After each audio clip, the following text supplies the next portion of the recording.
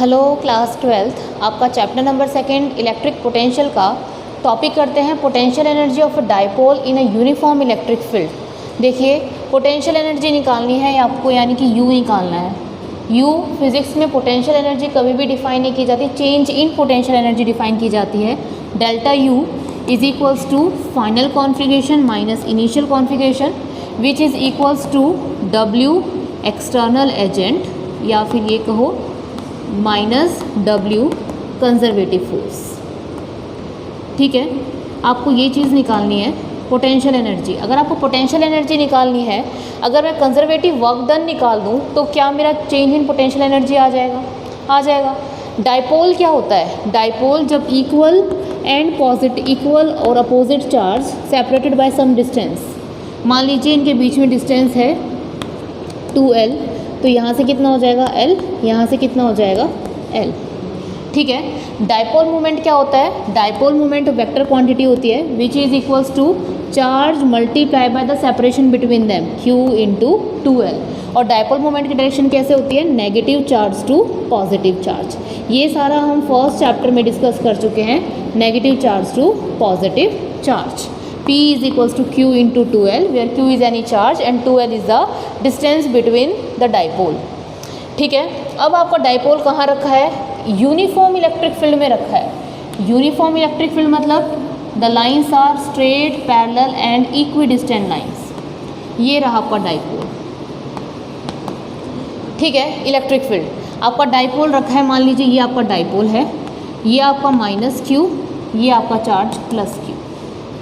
ठीक है, दोनों के बीच में इधर डिस्टेंस मान लीजिए 2l, ये इसका सेंटर पॉइंट, यहाँ से डिस्टेंस l, यहाँ से डिस्टेंस l। जो ये डाइपोल मोमेंट है नेगेटिव टू पॉजिटिव, तो डाइपोल मोमेंट की डायरेक्शन हो गई नेगेटिव टू पॉजिटिव। ये डाइपोल मोमेंट इलेक्ट्रिक फील्ड के साथ कितना एंगल बना रहा है? थीटा। तो थीटा क्या है? Theta is the angle between dipole moment and electric field. आपको पता है दो वेक्टर्स के बीच का एंगल टेल टू टेल निकाला जाता है। ठीक है, तो थीटा क्या है? Theta is the angle between P and E। P and E। ये कैसा चार्ज है? पॉजिटिव चार्ज, इलेक्ट्रिक फील्ड में रखा है। तो पॉजिटिव चार्ज पे इलेक्ट्रिक फोर्स उसी डायरेक्शन में लगता है जिस साइड आपका इलेक्ट्रिक फील्ड होता है। E is equals to F by Q, तो F कितना आ जाएगा? QE। तो इस पर कितना फोर्स लगेगा इस डायरेक्शन में? QE force. और इस डायरेक्शन में कितना लगेगा? अपोजिट, नेगेटिव चार्ज है तो नेगेटिव चार्ज पे electric force, electrostatic force electric field के अपोजिट डायरेक्शन में लगता है। F is equals to minus QE। एक फोर्स इस साइड लग रहा है, एक फोर्स इस साइड लग रहा है। फोर्स कैसी क्वांटिटी है? Vector quantity. तो नेट फोर्स कितना आ गया? 0। F नेट 0 हो गया। इसका मतलब the dipole is in translational equilibrium. Translational equilibrium का मतलब क्या है? ये जो डाइपोल है, ये डाइपोल इस तरह से इलेक्ट्रिक फील्ड में रखने पर ऐसे ट्रांसलेट नहीं करेगा, ऐसा डिस्टेंस, लीनियर डिस्टेंस कवर नहीं करेगा। अभी सिर्फ F नेट 0 बताया है, क्या मैंने टाउ नेट 0 बताया? नहीं, अभी मैंने इसके बारे में कोई डिस्कशन नहीं किया है। अगर किसी सिस्टम पे नेट फोर्स भी 0 हो जाए और टाउ नेट भी 0 हो जाए तो whole system is in equilibrium. पर फिलहाल यहाँ पर नेट फोर्स 0 है, इसका मतलब आपका डाइपोल कैसा है? ट्रांसलेशनल इक्विलिब्रियम में है, इस तरह से डिस्टेंस, लीनियर डिस्टेंस कवर नहीं करेगा। ठीक है, ओके, यहाँ तक नोट करते रहिए आप साथ साथ। टॉर्क क्या होता है? इलेक्ट्रिक फील्ड वाले चैप्टर में मैंने टॉर्क बताया था। टॉर्क का फॉर्मूला होता है torque is equals to P cross E। ये डेरिवेशन करके आए थे, torque is equals to P cross E। अब देखिए ये आपका डाइपोल है, इस पे फोर्स लग रहा है इस साइड, इस पे फोर्स लग रहा है इस साइड। ये देखो रोटेट कर रहा है, टॉर्क लगने से क्या कर रहा है? ये डाइपोल रोटेट कर रहा है।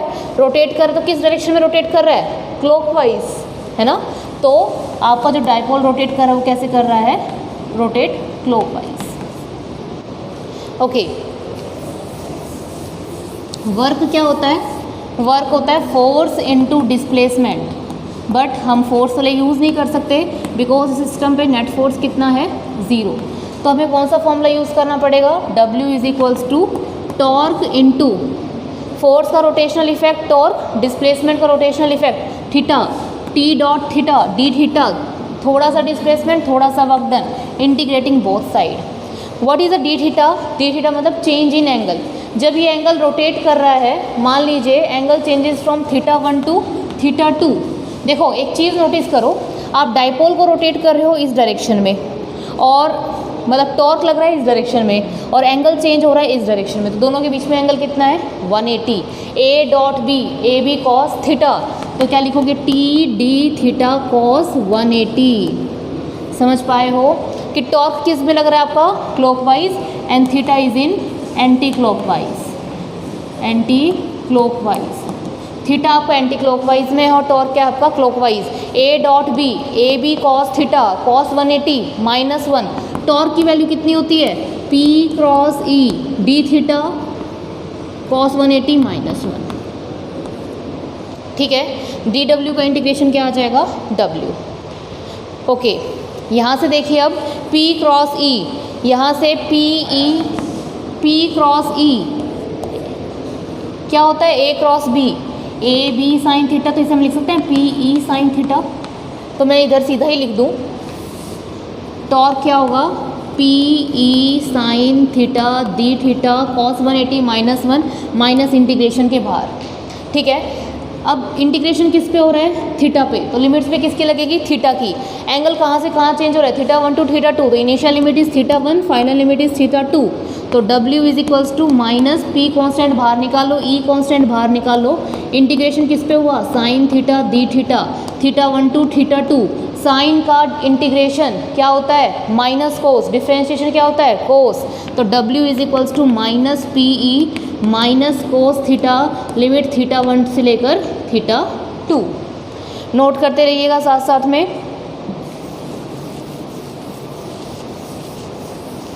यहाँ देखिए W is equals to minus, बाहर ब्रैकेट के एक था, minus minus plus, final limit minus initial limit, cos theta 2 minus cos theta 1.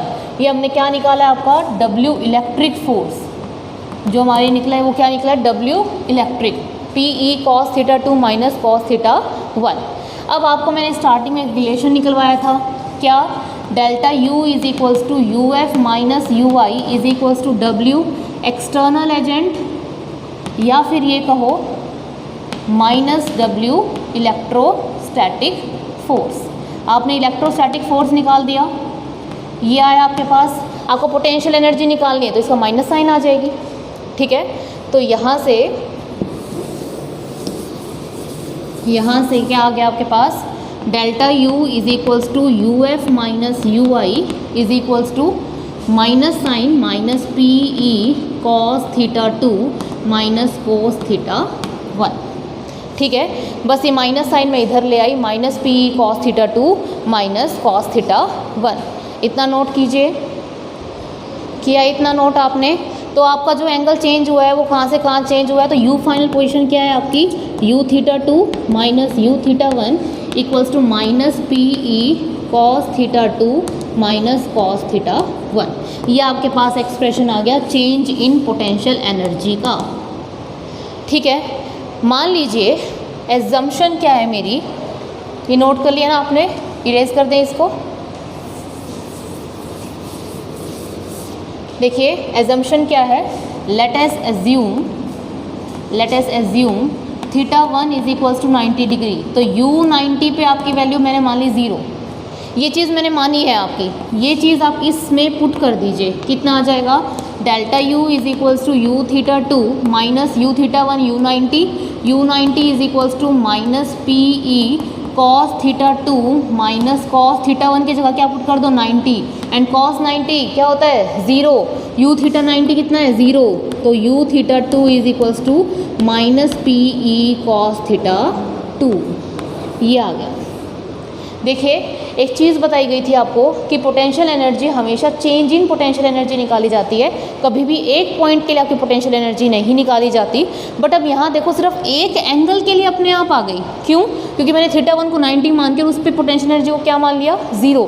जैसे मैंने अभी किया था वहाँ जो इन्फिनिटी से केस लेकर आ रही थी मैं, क्योंकि मुझे 2 पॉइंट्स की आवश्यकता थी, तो एक पॉइंट का मैंने क्या मान लिया था, इन्फिनिटी। ऐसे ही मैंने यहाँ क्या किया, एक एंगल को क्या मान लिया, 90।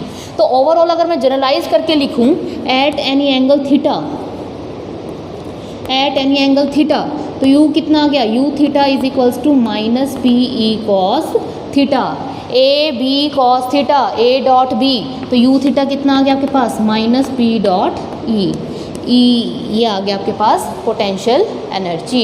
Potential energy for a particular angle आ गई आपकी, जबकि पोटेंशियल एनर्जी कितनी चीज़ों के लिए डिफाइन की जाती थी, 2 के लिए। 2 के लिए डिफाइन करके मैंने एक को क्या मान लिया, 0। टॉपिक भी गलत नहीं हुआ और हमारा मनचाहा एक्सप्रेशन भी आ गया। ठीक है, इसको नोट कर लीजिए। अब इसके कुछ स्पेशल केसेस हैं, वो केस डिस्कस करते हैं। कर लिया नोट, ओके। देखिए स्पेशल केसेस,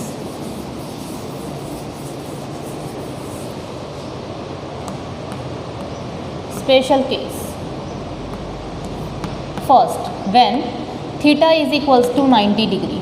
थीटा 90 का मतलब क्या है, इलेक्ट्रिक फील्ड और डाइपोल मोमेंट के बीच में जो एंगल होगा वो कितना होगा, 90, माइनस क्यू प्लस क्यू, ये ऊपर की तरफ जा रहा है, ये 90, ये इलेक्ट्रिक फील्ड। डाइपोल माइनस से प्लस, डाइपोल मोमेंट की डायरेक्शन क्या होती है, नेगेटिव टू पॉजिटिव। आपको टॉर्क पता है क्या होता है, टॉर्क P क्रॉस E, या फिर मैं लिख सकती हूँ torque is equals to P E sine theta. Theta कितना है, 90, P E sine 90, sine 90 maximum value कितनी है, 1, तो टॉर्क कितना आ गया, पी ई। तो इस केस में जो आपका टॉर्क लगेगा वो कैसा टॉर्क लगेगा, मैक्सिमम टॉर्क लगेगा। कोई आपसे पूछे ऐसा केस डिस्कस कीजिए जहाँ पे आपका टॉर्क मैक्सिमम होगा, तो आप क्या कहोगे, when theta is equals to 90 degree, या इलेक्ट्रिक फील्ड और डाइपोल मोमेंट के जब बीच में एंगल 90 डिग्री होगा, जब टॉर्क लगेगा उसे क्या कहेंगे, मैक्सिमम टॉर्क। बात कर लेते हैं इस सिस्टम की पोटेंशियल एनर्जी की।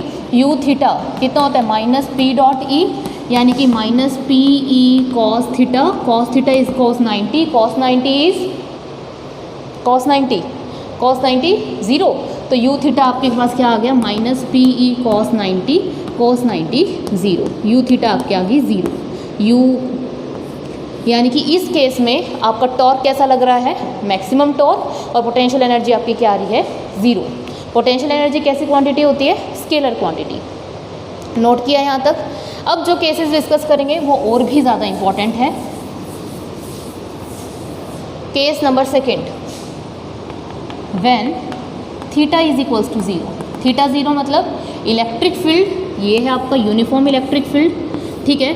डाइपोल मोमेंट ये negative, minus Q plus Q, ये डाइपोल मोमेंट की डायरेक्शन। डाइपोल मोमेंट कितना एंगल बना रहा है, 0। टॉर्क क्या होता है बेटा, P cross E, P E sine theta, theta 0, sine 0 0, torque 0, कितना आ रहा है, मिनिमम टॉर्क आ रहा है। टॉर्क तो निकाल लिया। पोटेंशियल एनर्जी देखें, पोटेंशियल एनर्जी क्या होती है, minus P dot E minus P E cos theta, theta is 0, minus P E cos 0, cos 0 1, तो कितना आ गया, माइनस पी ई। आपकी पोटेंशियल एनर्जी कैसी आई, नेगेटिव, नेगेटिव मतलब मिनिमम। और याद रखना, किसी भी सिस्टम की कोई भी चीज़ हो, अगर उसकी पोटेंशियल एनर्जी आपकी नेगेटिव आ जाती है, इसका मतलब मिनिमम पोटेंशियल एनर्जी जिसकी होगी वो आपका कैसा इक्विलिब्रियम होगा, स्टेबल इक्विलिब्रियम। कंडीशन क्या है स्टेबिलिटी के लिए, पोटेंशियल एनर्जी आपकी हमेशा कैसी होनी चाहिए, मिनिमम। यहाँ देखो पोटेंशियल एनर्जी क्या थी, 0, तो नेगेटिव तो 0 से कम होती है, तो पोटेंशियल एनर्जी मिनिमम आपकी इस केस में आ रही है। तो कोई आपसे पूछे डाइपोल का ऐसा केस डिस्कस करो जहाँ डाइपोल स्टेबल इक्विलिब्रियम में आ जाए, तो आप क्या कहोगे, जब थीटा 0 होगा, डाइपोल मोमेंट और इलेक्ट्रिक फील्ड के बीच में एंगल 0 होगा, उस केस में टॉर्क भी 0 लगेगा और पोटेंशियल एनर्जी भी कैसी आएगी आपकी, मिनिमम आएगी। इसे वेरी इंपॉर्टेंट कर लो, वेरी इंपॉर्टेंट, ठीक है। लास्ट केस डिस्कस करते हैं इसका, थर्ड केस।